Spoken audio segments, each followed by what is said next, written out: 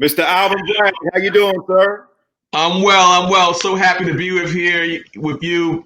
Big fan of your work and also what you do off screen. So happy to have a chance to be in dialogue with you. Why is it important to have a brother, a black man, as DA of Manhattan?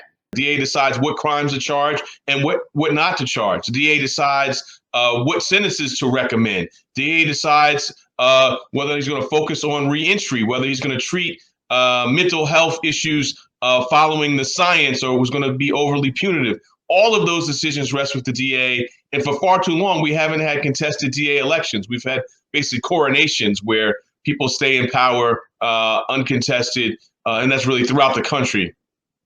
Is, as a black man, actor, playing a cop every Monday night on TV, on NBC, I myself got illegally searched, held at gunpoint, and I'm looking at them like, I'm trying to represent you the right way on TV, and look how you treat me. And I'm privileged to be able to say I'm an actor, and they might treat me a little different. But a lot of my brothers and sisters up in Harlem, uptown, don't have that same privilege. Can you talk a little bit about what is the percentage of cases that come from uptown? Is the policing any different? Is there more reform that needs to take place in higher densities of black people? Can you just give me a little bit of feedback on that? Definitely. So Harlem has been, and I've been in Harlem for almost 50 years, almost my entire life. So I'm 47 years old. Harlem has been over policed for decades. I mean, that's what led to my gunpoint stops growing up. Militarized policing. Accused of being a drug dealer. At a young age. So that has continued. We are disproportionately policed in a militarized manner. Everyone knows, well, most folks watching will know the history of stop and frisk. Very, very focused on African-American communities. When I was I was the chief deputy attorney general, number 2 person at our state's attorney general's office. And we did a review of stop and frisk and showed that while the whole theory was it was to keep guns off the street, only 0.1% of the people who were stopped did those things turn into conviction for a gun crime.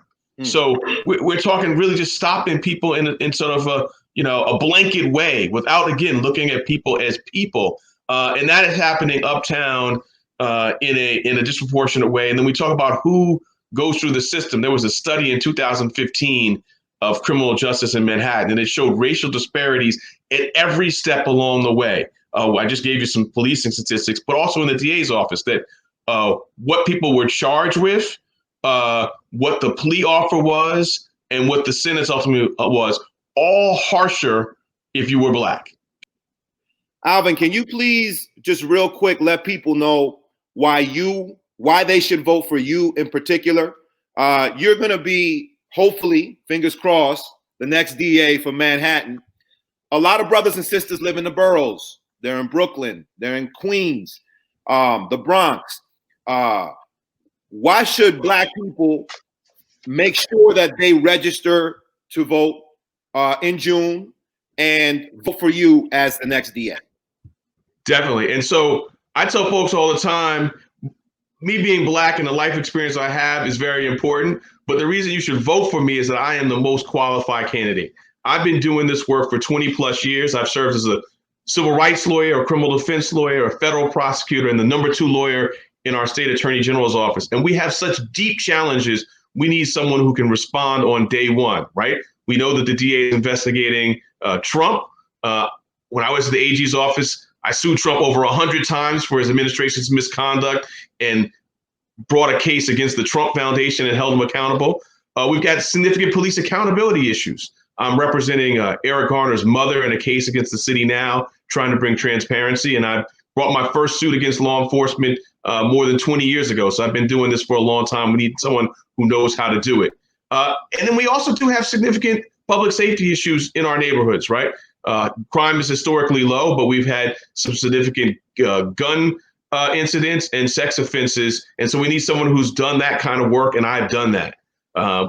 we also need someone, and we talked about this, who's rooted in our personal experiences, someone who's been stopped 3 times by the police, but also someone who's stopped 3 times at gunpoint, and someone who's also been stopped and had a gun pointed at him 3 times by people who weren't the police. Someone raised by basically people rooted in the community, a father who ran homeless shelters and a mother who was a career educator, and someone who knows reentry and criminal justice firsthand, having had my brother-in-law stay with me for a year plus after he left incarceration, and seeing how the system did little for him and how the family stood in the breach. We need to stand in the breach like that for all of Manhattan, and that's what I would do if I'm district attorney. So that's why folks should vote for me. So can you please remind folks, between now and June, when your primaries are, what do they do? What should they do? How do they register? How can they get involved so that they don't get turned away in June at the voting booth? I'm so glad you said that, because we're going to do some phone banking for my former clergy here, Reverend Warnock for Georgia. Yeah. Yeah, we're going to get that done. And it is so important. I think a lot of us have registered through these last cycles, but we're going to continue that push. And I was doing voter registration, and someone said, "Oh, well, we missed the deadline." Someone said, "Oh, you didn't miss the deadline. There's another election coming."